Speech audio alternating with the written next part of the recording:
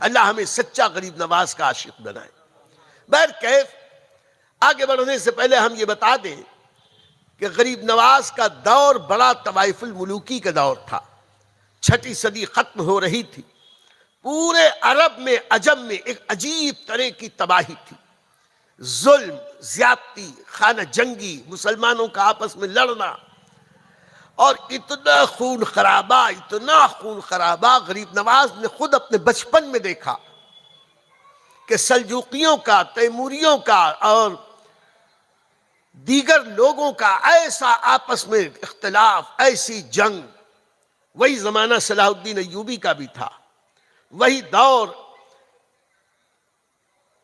چنگیز خان کے حملے کا تھا۔ اس زمانے میں جب یہ چنگیز خانی اور یہ منگول آئے، اس قدر انہوں نے مسلمانوں کو شہید کیا، ایسی تباہی مچائی کہ بستی کی بستی اجاڑ ڈالی۔ حال وہ ہو گیا کہ حضور غریب نواز کے دور میں مسجدوں کے اندر اگر کوئی بستی کے لوگ پناہ لیتے تھے تو پوری مسجد کے ہر فرد کو شہید کر دیا جاتا تھا۔ کتنے اولیاء اس میں شہید ہوئے۔ اسی زمانے میں فدائین کے نام سے ایک طبقہ آیا، اور ان حشیشیین نے لوگوں میں گمراہی پھیلاتے ہوئے جو قتل و غارت گری کی، تو بڑے بڑے بادشاہوں کو، امیروں کو، وزیروں کو، عوام کو، علماء کو، صوفیاء کو خانقاہوں میں، مسجدوں میں قتل و خون کا بازار گرم کر دیا۔ ایسی بستیاں تھیں کہ پوری بستی میں ایک بھی شخص نہیں بچتا تھا، اور یہ جو ایک دوسرے کو مار کاٹ رہے تھے یہ سب کلمہ گو ہی تھے۔ افسوس اس کا ہے، ان پر عذاب بن کے پھر تیمور چنگیز کو اللہ رب العزت نے ان پر مسلط کیا۔ اسی زمانے میں ہمارے خواجہ غریب نواز پیدا ہوئے تھے، اور پھر ابھی 14 سال کے تھے کہ اللہ کی شان 14ویں سال میں ان کے والد ماجد کا وصال ہو گیا۔ گھر کی ذمہ داری آ پڑی۔ ترکے میں جو باغ اور جو پنچکی ملی تھی، اسی باغ اور پنچکی کو چلانے لگے۔ اسی کے ساتھ ساتھ حضرت خواجہ غریب نواز علیہ رحمت و رضوان باغبانی بھی کرتے، پنچکی چلاتے، نماز روزہ کرتے، مدرسے میں پڑھتے۔ 2 سال اور بیتے تھے کہ والدہ ماجدہ کا بھی وصال ہو گیا۔ اس طرح اب غریب نواز اکیلے پورے خاندان کی دیکھ بھال بھی کرتے، دین کا کام بھی کرتے، لیکن ابھی وہ وقت نہ آیا تھا کہ دنیا چھوڑ کے دین کی خدمت کے لیے نکل پڑتے۔ یہاں تک کہ اللہ رب العزت نے وہ وقت دکھایا کہ ان کے حالات میں تبدیلی کا ایک ایسا ٹرننگ پوائنٹ ہوا، ان کی زندگی میں ایک انقلاب آیا، وہ بھی ایک ولی کے ذریعے۔ اس ولی کا نام ابراہیم قندوزی ہے۔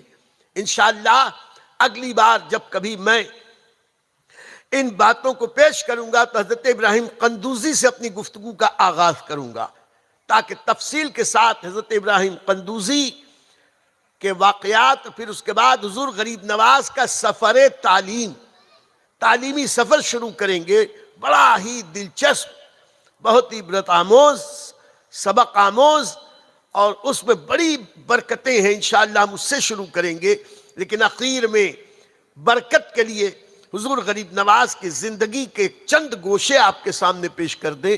میرے دوستو، خواجہ غریب نواز جب اجمیر معلیٰ آئے، آپ سن کے حیرت کریں گے کہ یہ دائم الصوم تھے، یعنی جن دنوں میں روزہ رکھنا منع ہے ان دنوں کو چھوڑ کر غریب نواز پورا سال روزہ رکھتے تھے۔ اور یہ جو روزہ رکھتے تھے، سحری میں چند گھونٹ پانی پی لیتے۔ افطار کا وقت آتا تو تاریخ میں لکھا ہے کہ صرف 5 مسقال کی ایک روٹی کھاتے تھے۔ 5 مسقال 20 سے 21 گرام ہوتا۔ 24 گھنٹے میں خواجگاں صرف 21 مسقال کی ایک روٹی کسی بھی چیز سے لگا کر، چٹنی سے، شوربے سے، دال سے، دودھ سے، جیسا چاہتے، یا سوکھی روٹی کھا کے پانی پی لیتے، باقی اللہ خیر صلی اللہ۔ آپ سن کے حیرت کریں گے، 21 21 گرام کی روٹی 24 گھنٹے میں ایک روٹی کھاتے تھے.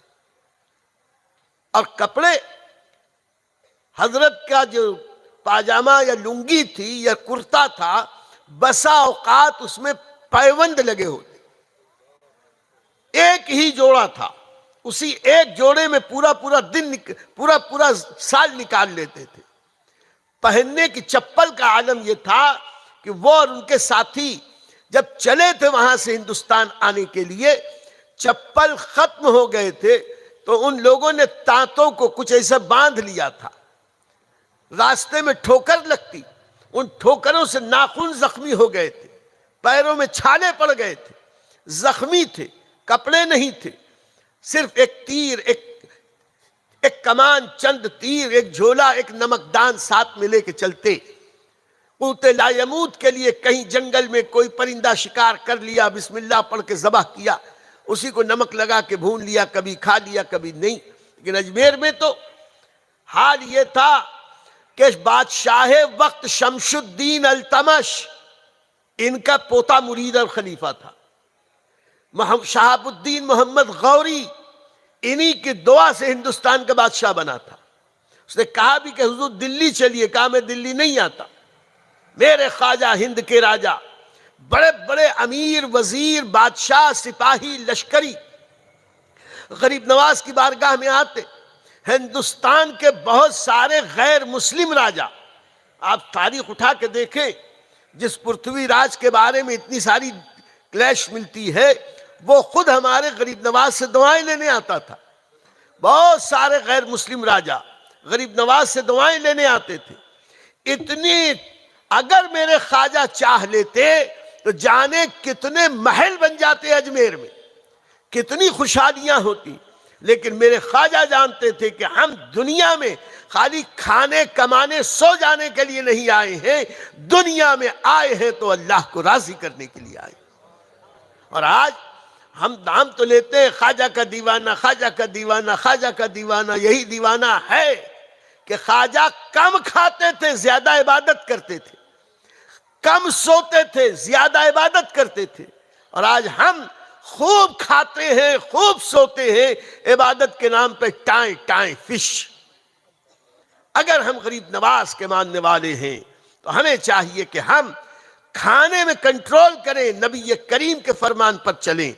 کم کھاؤ، صحت یاب ہو جاؤ، روزہ رکھو، شفا پا جاؤ.